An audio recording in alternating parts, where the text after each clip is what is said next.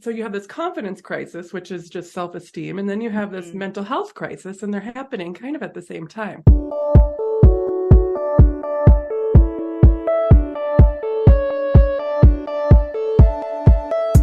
So you want to make an impact. You're thinking about starting a business, sharing your voice. How do women do it that handle motherhood, family, and still chase after those dreams? Well, listen each week as we dive into the stories of women who know. This is Call Me CEO.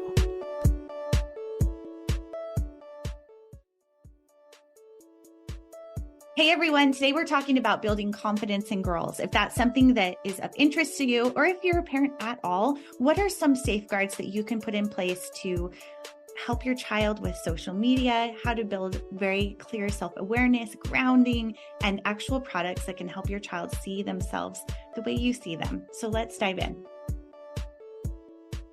Welcome back, everyone, to Call Me CEO. This is your host, Camille Walker, and here we love to celebrate women, especially mothers, doing incredible things. And today's guest is extra special because she's talking with us about how to build confidence and strength of character in our little ladies, our girls that we love so very much. And our guest today is Elena McAnespie, and she is a publisher and CEO. She has written the books ABC for Strong Girls, is it ABC for Mindful Girls as well? That one just came out. And then She also has Cursive Handwriting for Girls, which is becoming a lost art. I'm so excited to hear about your story and everything that has inspired you to create these amazing products and also your businesses. So thank you so much for being on the show today. Thank you for having me. Yeah. So please introduce yourself and tell our audience about what inspired you to start this amazing business. I know you have a few, so we'll kind of get into the weeds of that, but please introduce yourself. Tell us about your family, where you live. Sure. So my name is Elena McAnespie, and I have twins. I have boy-girl twins who are 9 years old. They're amazing. And I live in Colorado. So I've moved around the country, but currently I live in Colorado. I grew up in Massachusetts. I lived in California. I lived in Colorado. Then I moved back to Massachusetts, then California. Now I'm in Colorado raising my kids. Oh, so fun. And we were just saying the relationship that evolves around a twin life. I don't even know. I said that I had always wished I was a twin. So that must be so special to be raising twins. I mean, any children are special, but it's probably really cool to see them grow together and sometimes differently, because boys and girls, having both myself, it's interesting the phases that they go through at different times. Different times. Definitely. The developmental phases are completely different. Yeah. And sometimes they're not, but sometimes they are. So I'm curious to tell us about your businesses. Sure. And what inspired you to do that. And I know that especially with having a girl, I'm imagining that is what helped inspire you to create these products and also to help so many other people around you. So tell us what inspired you and got you to be in that place. Sure. So talk her up. I mentioned I have the boy-girl twins, and during the pandemic, my husband and I homeschooled, which was not what we were doing before that. So we were kind of thrown into it, and we, did our best, and we did a lot of research, and I had worked in publishing. So I was speaking with a lot of publishers, I remember meeting with one publisher who I knew who created homeschooling materials. And so I was just trying to get all the information that I could. And also having worked in publishing and worked with a lot of women authors and, women's studies, I just knew that there was a bit of a dearth in general around girls. So the example that I can give is that we know that girls read more than boys, and yet less than 50% of the protagonists in books around the ages 6 to 12 are female. So there's a little bit of an imbalance. And I think that the publishing industry has worked really hard to address that, but we're still in it, right? It just takes a lot of time. So I was recognizing that as we were homeschooling. And then as we were coming out of that, now my kids are back in school and, we're no longer homeschooling. We still do things at night. But generally speaking, I was like, oh, it seems like there's an opportunity here to create some materials. And so that's where ABCs for Strong Girls came from. There was also a period where I was learning about the confidence crisis in girls. I don't know how much you're familiar with this. Or no, tell us. Health. I mean, I can imagine the confidence crisis with social media and exactly all the messagings we've had in media forever. There's been so much being shared lately about, Britney Spears. I don't know how up to date you've been with her in her book that recently came out. And she talks about how in interviews, people would blatantly speak to her about her body and her breasts and her sex life. And those things wouldn't fly, thank goodness, as much today. But that's the generation I grew up with. I mean, I was 12 when baby hit, oh my gosh, I can't think of it. Hit me one more time. Yes. Yeah. I was 12 years old when that came out. So I think that it's really interesting that was so normal in media. Yes. And yet we are still like reeling from that, even as the mothers now. Correct. Looking at our own children and going, okay, this needs to change. So yes, confidence. But now we have social media. So it's like in some ways. Well, it's getting worse, right? So I think we all thought, it's getting better. It's getting better. Yeah. And I kind of felt like that. And then, so you have this confidence crisis, which is just self-esteem. And then you have this mental health crisis, and they're happening kind of at the same time. Absolutely. So thinking about all that, right? I mean, I have some, statistics here, like there was a research study done, and this is teenage girls, but depression was twice as high in teenage girls than it was in boys. And that was coming out of I think that was 2021. So there's just things happening where it's like, what's going on? We thought we were addressing this, and yet here we are, right? So there's a little bit of like, there's this one book, I'm going to watch the title, but essentially it was like when you I'm 43, I'm about to turn 43. When you hit your 40s, there's a moment where you're kind of looking around like, where are the adults? Who's going to do something? And it was like, oh my gosh, I have to do it. I'm the one that has to do it, right? I mean, of course, there's many people who are going to do it, but I think they're, when you're in your 20s and it's like, okay, well, someone's going to work on it, or we've done a good job, but I don't know. I think we still need to keep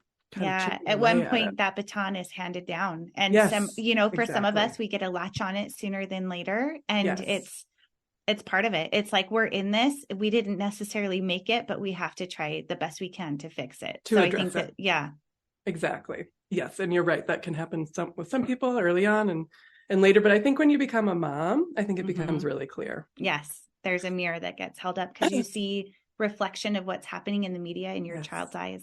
And to speak as a mother of 3 sons and a daughter, mental health is one thing that not only girls struggle with. In fact, there are things that boys have struggled with in my home that my dad or my husband, who is the dad, has said, I never thought as a dad of boys, I'd be having my sons worry about XYZ, which traditionally could have been, stereotyped as something that only girls worried about, whether that's like self-image or body or, being left out or whatever those things are. But at the end of the day, it's all of our kids. So I think that this applies to everyone. If you're a parent, this applies. So yes, I totally But back to agree. girls. Yes, let's talk about the girls. And and to your point though, that it applies to everyone. So social media, we know that it affects boys and girls. I think it probably affects girls a little differently.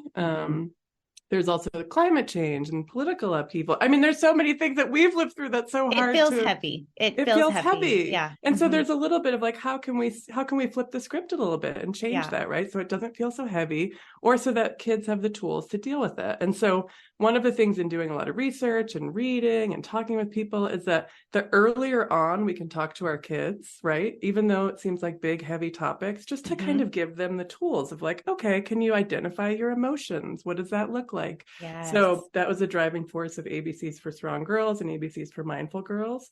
Writing, we know that journaling and putting pen or pencil to paper helps to process our thoughts. So of course, there's room for, right now technology is enabling us to do this and we can type away and teach our kids, but there is something we know from research and science and academia that does work. And so just kind of trying to put all those pieces together to try to do my little part of it, with my gifts and my abilities, is how Talk Her Up came to be. Yeah, I love that. I think that is really important. I actually shared on social media just yesterday about how I started journaling at 5 years old, and I realized that it helped me. I never was in therapy as a child, but I really believe strongly that journaling was my therapy. Yes. Yeah. And that I was able to process, even if it was as simple and as basic as how I felt that day or how someone made me feel or that I was embarrassed or I was excited. It's being able to connect that pen to paper and that neural pathway from your brain to the hand. There's something different that happens there than typing on a phone or even on a computer. So I developed a journal for parents and children to do together because it so significantly changed my life for the better. Yes. So I love that you took that the same way and said, let's make this something that can change lives. So what is it about ABCs for Strong Girls that helps them identify pieces of confidence, and how can we instill that in our own children? Well, I think it's full. So it's the way that it's laid out is it's sequenced by the alphabet, right? And so here, I have it right here. I can kind of show you. So ABCs for Strong Girls. So when you open it up, like accept yourself, right? This is the first page. And it goes through, and then you'll see like B is be brave, right? C is challenge yourself. And then every illustration, there's an illustration that accompanies it. So there's girls and there's boys and animals and other things in there, but it's predominantly girls shown so that girls can see themselves reflected back in books. And then each one is it's just a nugget. It's just 2-3 words, right? It's not a lot. It's a little saying. So like accept yourself is one. We know this. So it's like, oh, maybe a 6-year-old might have to say like, Mom, Dad, what does this mean? And then you have a conversation starter, which is a big question I get. So I'm constantly getting questions from parents of like, well, how do I talk to them about it? Like, what do I say? Right. So how do we build up self-confidence, and how do we build up self-esteem in our kids at that young age? It's real simple. They're real simple things, and you can look to the research of how to do it. But I mean, we're just thrown into it, right? As parents, you have your kids and you're kind of like just doing the best you can. And so trying to create that, to your point, like so that you can kind of do it together, right? Family and children. So throughout the book it follows a sequence, and the illustrator's lovely and she does wonderful work. She's based in Europe, and she's done a wonderful job of really capturing the essence. So I can show you my favorite is, and it's my daughter's favorite as well. My daughter's the QA here, right? We kind of joke like she goes through and she tests everything before we that's important. That's so fun. Publish. But her favorite is this keep your cool. Oh, I like that one. That's way cool. And for those of you who can't see it, if you're not looking at the video, which this is available on YouTube, but it is a little girl with an umbrella and raindrops coming down, and she's in like a lotus yogi pose on a yoga mat with like a peaceful Zen look on her face. Right. I love that. And so then that's a real specific thing, right? That's like, okay, the environment around you is stormy, but then, storytelling, like you can talk with your kids like, oh, do you ever feel like that? Like there's a storm around you and maybe you need to kind of manage and regulate yourself. And how do you do that? And is it breathing? Is it closing your eyes? Is it closing your eyes and imagining you're in a nice place? Like just kind of opening up those conversations so then they can think about it and just have those little tidbits in mind. I love that, because I think, and this is a term that is becoming more and more predominant, and maybe there wasn't such a need for it, I think, in our earlier generations, even my own, where we're having to teach our kids how to ground, because we were outside more often naturally, I think, than the generations we have now and that are coming. And so taking time to stop and think, what are the smells around me? What are the things I can touch around me? Let's take some deep breaths. Let's go walk in the grass, like all of those things that really allow us to feel the presence of Mother Nature, and also to calm ourselves. And I think even for myself as an adult, I have to be more aware and purposeful with those practices as well. So I love that you make that a step within it, where it's like, this isn't going to just happen for you. You have to put effort into it. They're tools. And hopefully then you carry with them, to your point, like we still need to use them. Everyone uses them, right? We use them until we grow into our old age. And so it's just a matter of like, let's just kind of give them these tools earlier on. And then ideally, because these things are happening younger and younger, right? Like we know the confidence crisis is happening younger. We know that mental health is happening younger and younger. And so trying to equip them with the tools so that they can move forward and succeed. Can you think of a time when you were a child or adolescent and you were feeling feelings of loneliness or possibly being made fun of, and something that maybe impacted you in writing this confidence?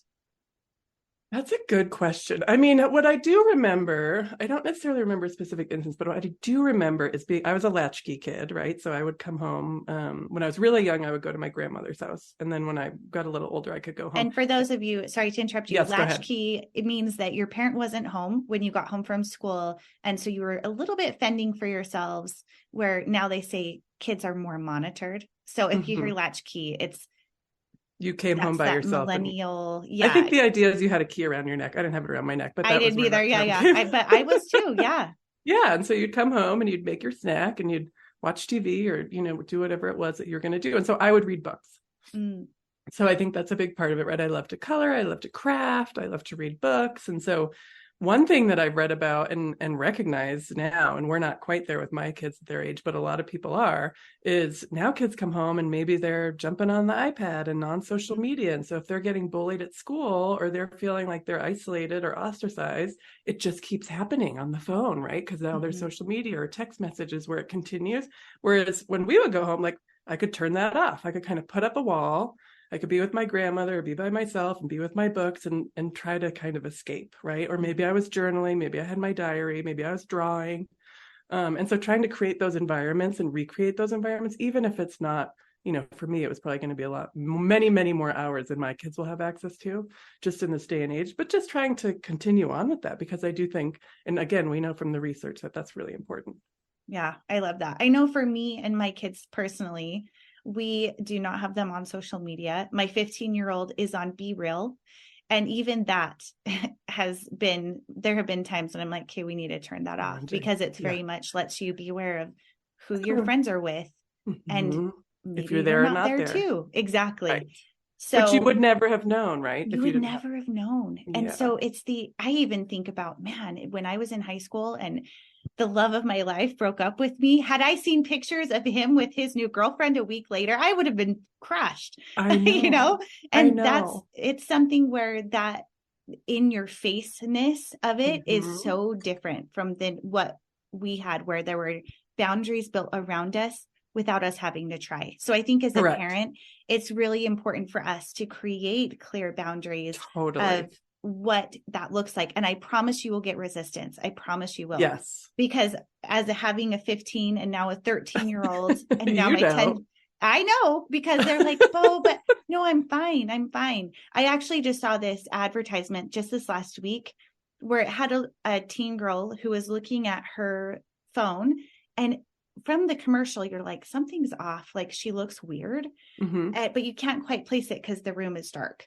And it says something like, your child may be putting on a brave face, but really they're not fine. And the mother comes over, she sits next to the daughter, takes the phone away and pulls off a mask. And underneath the child is sobbing. Aww. And it was such a beautiful, sad depiction, real situation of what we're dealing with as parents, is that it will come with resistance, that there will be boundaries that as a parent. And what I try to remind my children of is that you may not like this, but I'm trying to teach you healthy boundaries so that when you do leave the house someday, you can remember what it felt like. We've taken full month breaks away from phones when we've needed to. We call them screen freezes. And I even do them with my own kids. Yeah, I wrote a program around I saw that. Yeah. And my kids are like, oh, this is the worst. But what's interesting is that my kids have noticed, oh, Mom, we're kind of fighting a lot. I think so-and-so needs a screen freeze. And they'll call each other out, which is funny. But they're also noticing, hey, when I am having too much time on a screen, whether it's even video games, tablet, phone, whatever it is, our brains need reprieve. And sometimes, definitely, a lot of times as kids, they don't want to turn that away. It's very addicting. There's no developing. So even as parents, it's addicting to want to put our phone down. So it takes we have to be very aware. Effort. Yes. Yeah. And, now we've had it long enough. I mean, I think 10 years ago we didn't, but now we've had it long enough where there is research where we've gone out and we've interviewed people in their 20s who grew up with technology, and those who had guardrails and borders and really tight restrictions versus those who didn't. And both of them, the ones who didn't, wish they did.